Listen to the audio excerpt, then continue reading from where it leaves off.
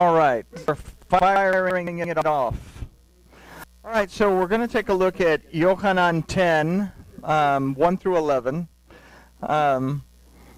to kind of look at ourselves again a little bit and consider where we're at. Let's talk to our Elohim, and then we'll take a look at Yochanan. Father, thank you for your word. Thank you, Father, for the truth in your word. And thank you, Father, that you give us eyes, ears, and a heart to see, hear, and understand what your word tells us. We ask that you will open our eyes, our ears, and our hearts so that we will see, hear, and understand what your word says. And we thank you in the name of Yahushua. Amen. All right. So we have a lot of quirky little sayings that are going around that are widespread nowadays. In fact, you can see some of the little stickers on the back of the car that say coexist. And it's a wonderful idea. You have all the religious symbols that spell out coexist. But the Torah tells us that we should get along with one another anyway. Okay? That we should love our neighbor as ourselves. But the Torah also is very clear throughout the first 5 books that we are given an instruction and that we have to stick with that instruction. So we have a saying today that's kind of widespread. It says, all religion leads to God. Okay? And we also hear that God knows the heart and accepts our worship if our intentions are pure. So we use that second one to say, Elohim knows our heart, but when we read in the Torah, if we read what Elohim thinks about the heart, then we have to kind of examine where the condition of our heart is, because he says, what? The intentions of the heart are not all that great, is what Elohim says. So we have to consider something that I guess Ed kind of brought to my attention earlier, is he asks, where in the Torah does it mention the seat? Okay? So it's in Bamidbar, it's in Numbers 15, 38. I think it was 15:38. 15:38 says, "Speak to the children of Israel, and you shall say to them to make tzitzit on the corner of their garments throughout their generations, and to put a blue cord on the tzitzit of the corners. And it shall be for you a tzitzit." Now the word tzitzit comes from the root zut, that means to sparkle, to shine, to reflect light. Okay? So that you will remember all the commands of Yahuwah and shall do them, and not search after your own heart and your own eyes, after which you will go. Basically, the word is zana. And zana means to commit prostitution, to sell yourself to other things for the benefit of that other thing. Okay? Also, zana, as a word, means to commit idolatry. And if we look at the history of the northern tribe and also the southern tribe, they would sell out, they would compromise to the kingdoms around them for political favor, to keep from being attacked and everything. They basically withdrew themselves from a relationship with Elohim and built a political system based on whatever the belief de jour was of the various nations that were surrounding them. So aside from that, we also hear that we are not living under the old law because it was done away with at the cross. That's one that we do hear a lot. But something to consider is that we have 4 Gospels.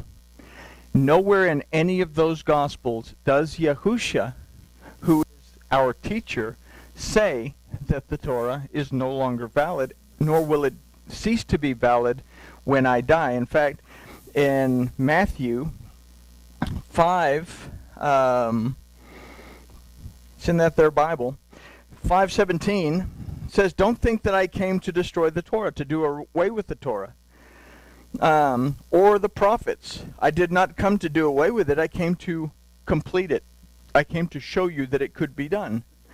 For truly I say to you, till the heavens and the earth pass away, not one yod or one tittle, which is the small part of the yod, will by no means pass away from the Torah till everything is done. So Yahusha was very clear in saying, no, it's valid. It's going to remain valid until heaven and earth pass away. When he died, heaven and earth were still there. Heaven and earth still exist today. So we're going to consider what Yahusha had to say for us, or to us, based on verses 1 through 11. I promise you it won't take forever.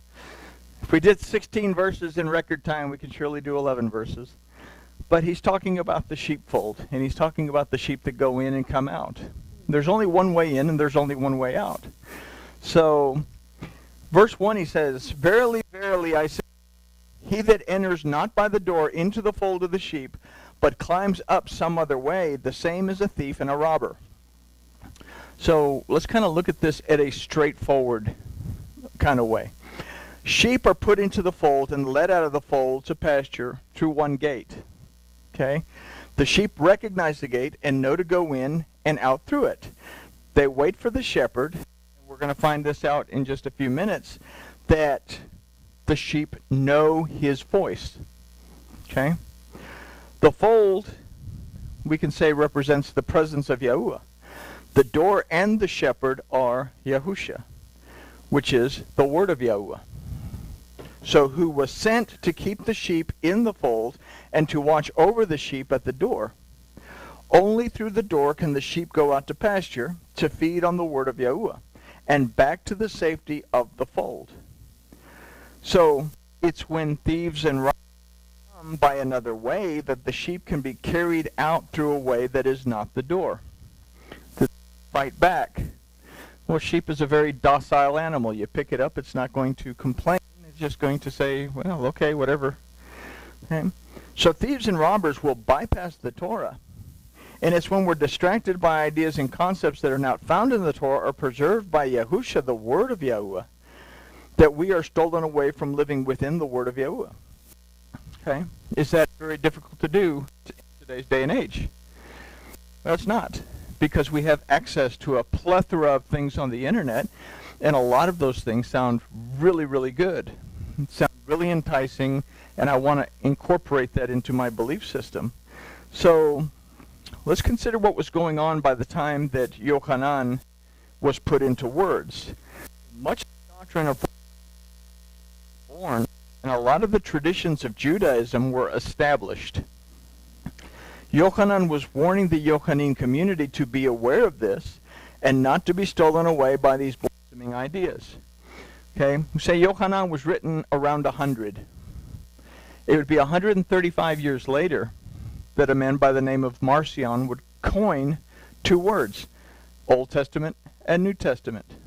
And he would actually end up being exiled for doing it, because at that time it was still not a good idea to do that kind of thing, because what he did was he removed all the references to what he called the Old Testament from the Gospels, which I don't know how he did that, because if you remove everything that's referenced in the Old Testament from the Gospels, you're left with a bunch of conjunctions, basically.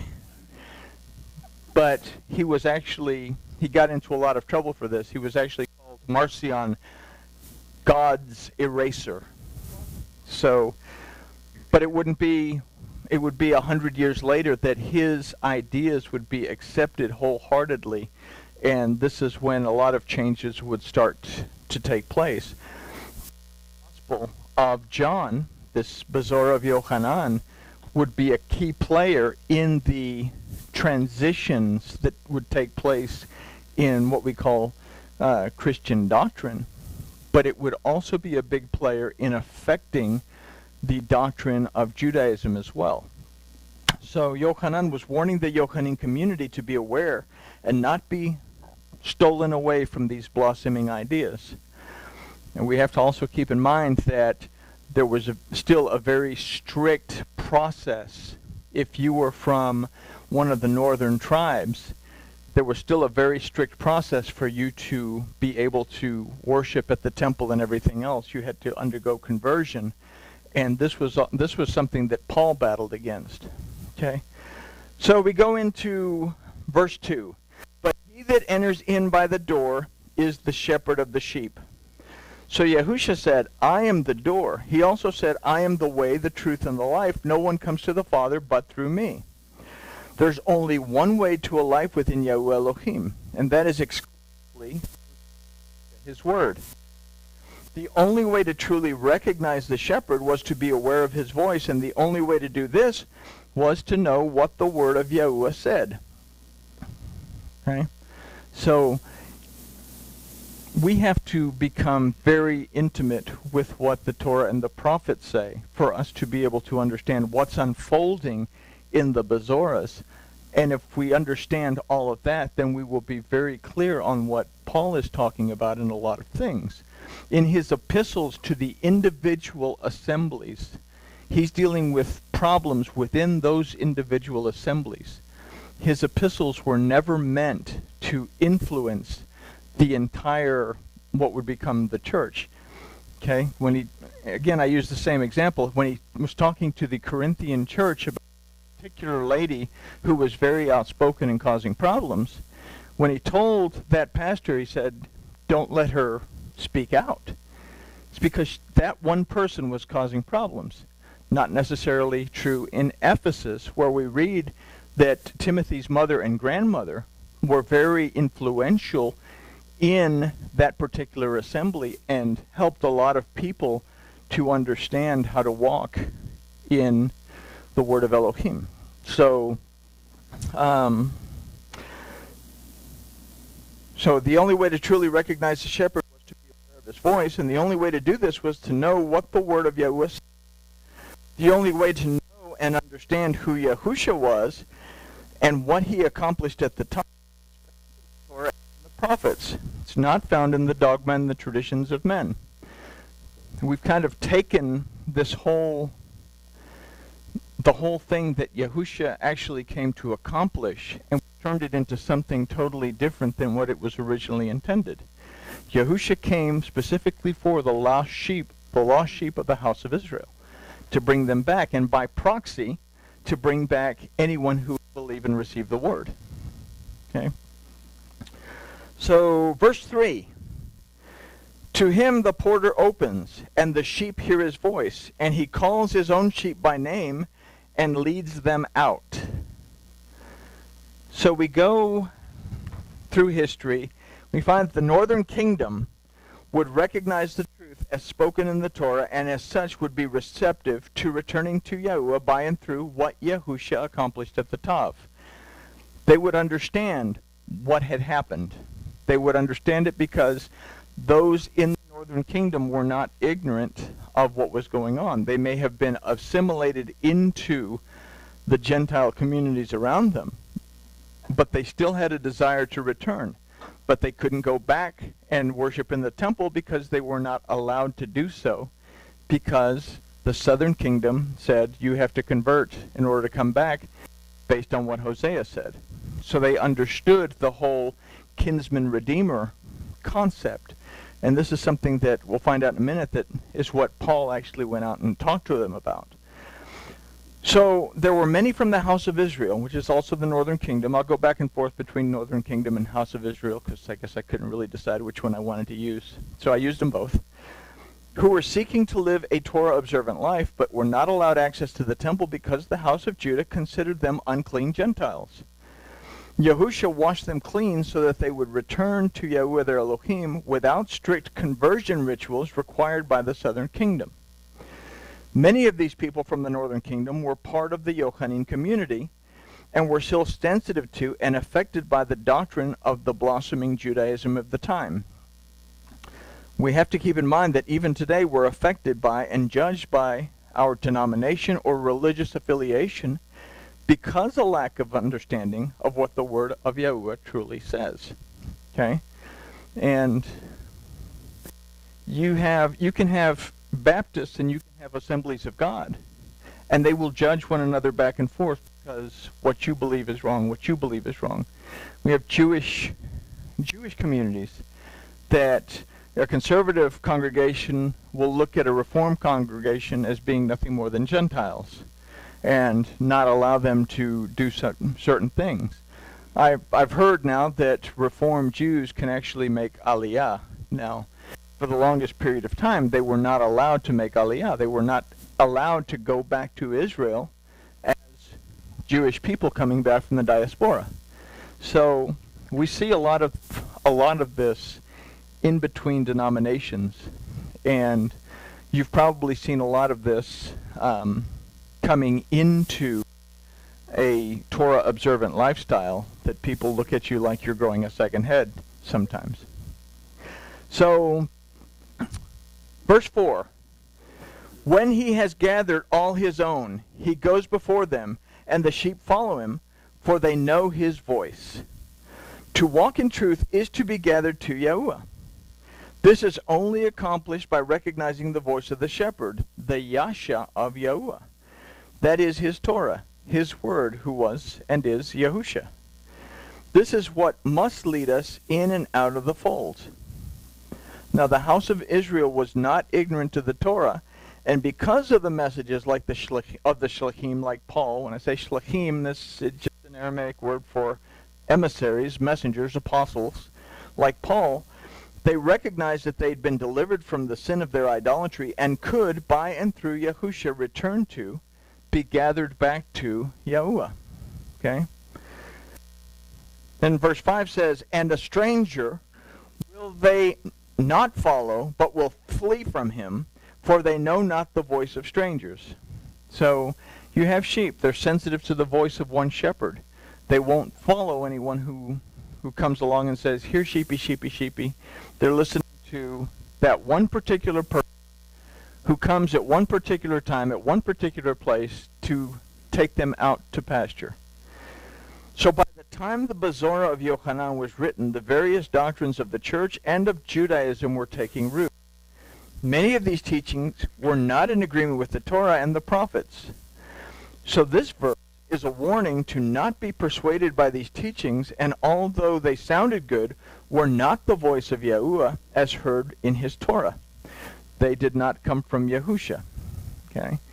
When we read in the Bezorahs, nowhere in the Bezorahs, like we said earlier, does Yahusha say the Torah of Yahuwah Elohim is no longer viable. What he actually does say is, I do nothing of myself unless the Father tells me. Well, how does he know what the Father tells him?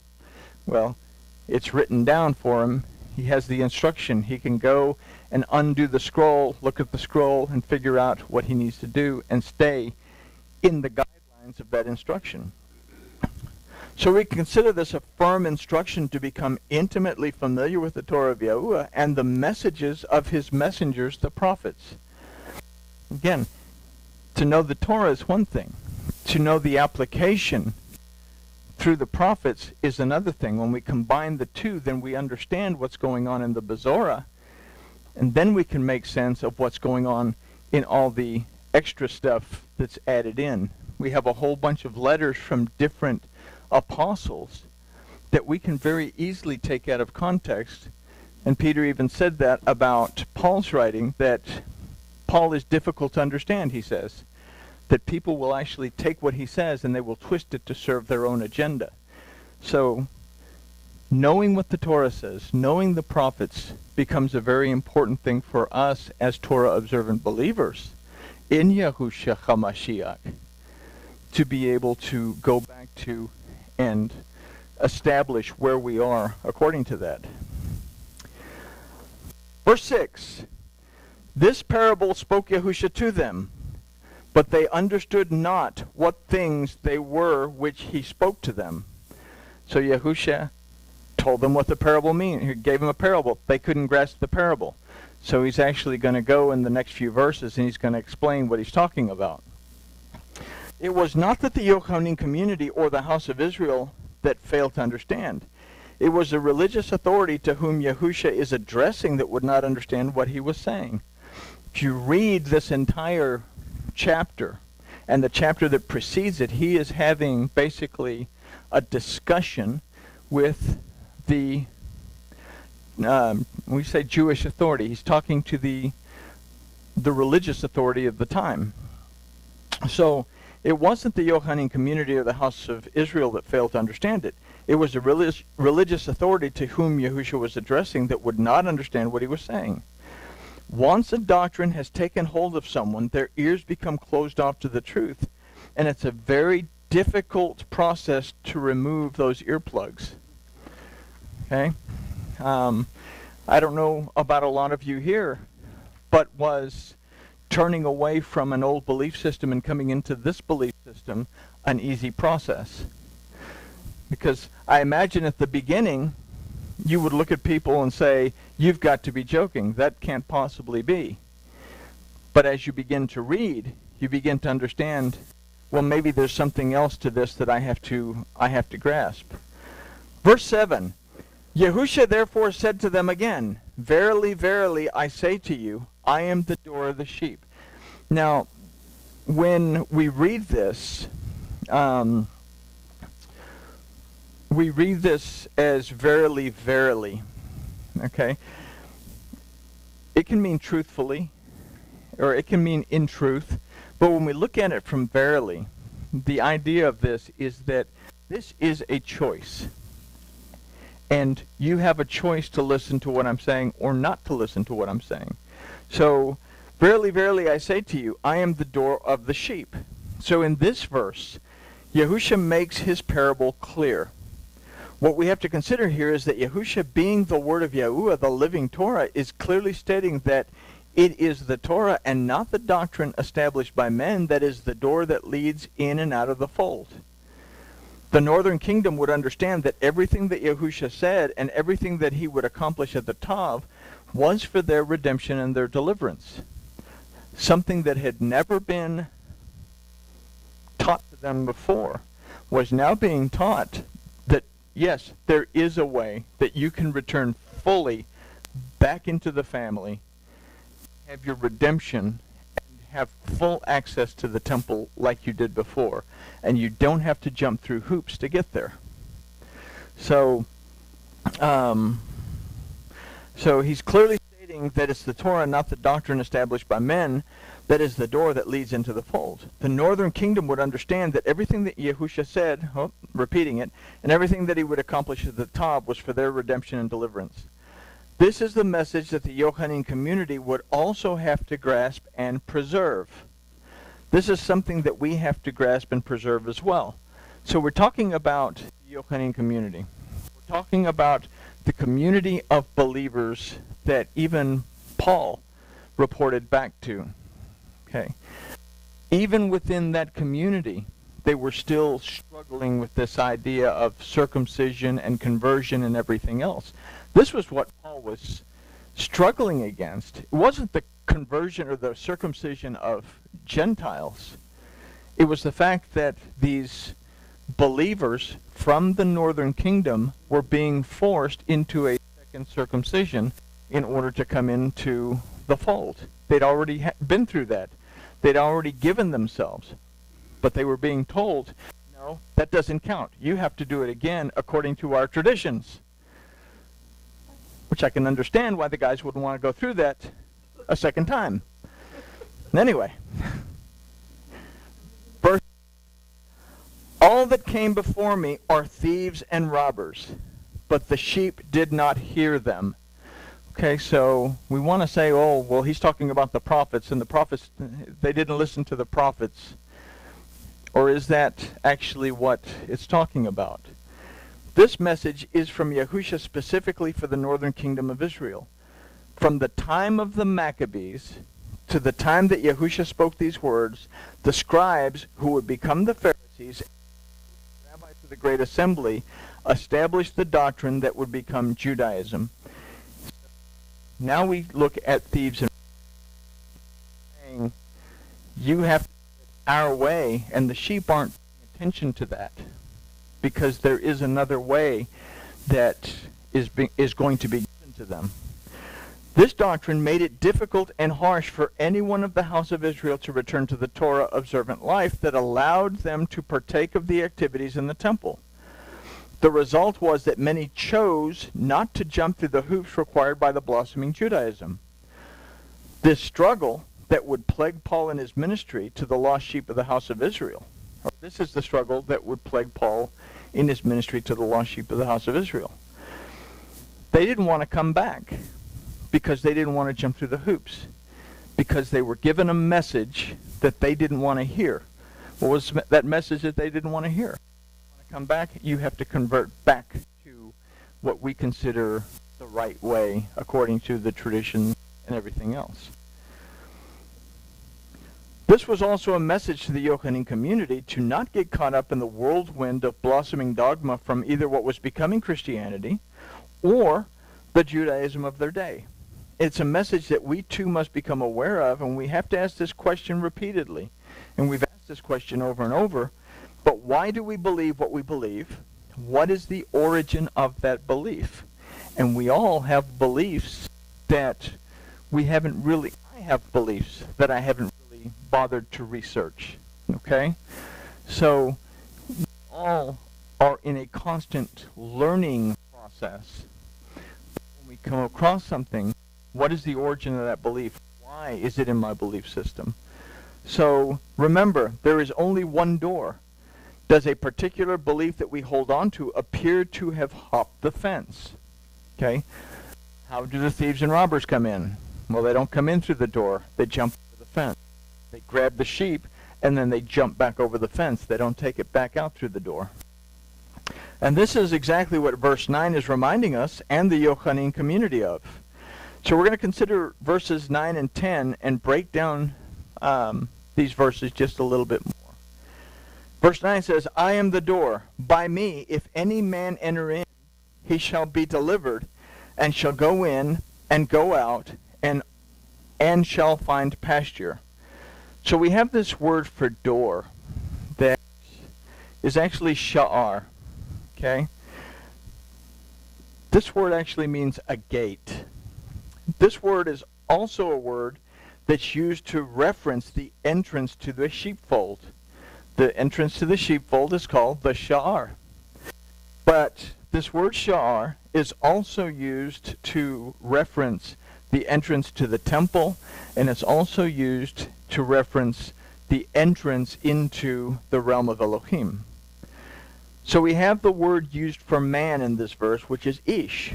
And we've considered from previous studies that ish represents our physical act of worship. So note that Yahusha is now referring to any man and not specifically the sheep. Before he was talking about the sheep. He was referencing specifically the house of Israel. But now he's talking about everyone. Okay? So this is now a message to the whole of humankind. The word for enter in is yabo, that's preceded by the word ki, that among other things means in truth. So what we can consider here is that our acts of physical worship, which include our study, praise, and prayer, must be done in truth in order to enter into the gate that leads to the temple and the realm of Elohim. But there's a word, believe it or not, that we don't get in the English. That's just hanging there, and we don't see it in the English translation, and that's the word derech. That means a road that is traveled or a way of life that is lived. So if we add this into our concept that we've developed this far, we can consider our acts of physical worship, which includes our study, praise, and prayer, must be done in truth in order to enter into the gate that leads to the temple and the realm of Elohim. This must be the road that we follow and the life that we live. So Yahusha is giving us a little bit more than what our English translation tells us. He's saying everything that we do in our worship, our study, our praise, our prayer, has to line up with the word of Elohim in order for us to enter fully into the presence of Elohim, and this has to become a way of life for us. Okay? So in doing that, we reach Ye'u Asha, which I thought was kind of a neat thing. meaning deliverance and restoration. It comes from the root yesha.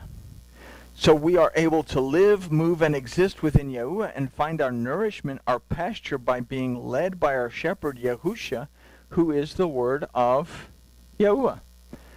Yahusha said, I'm always going to be with you. So do we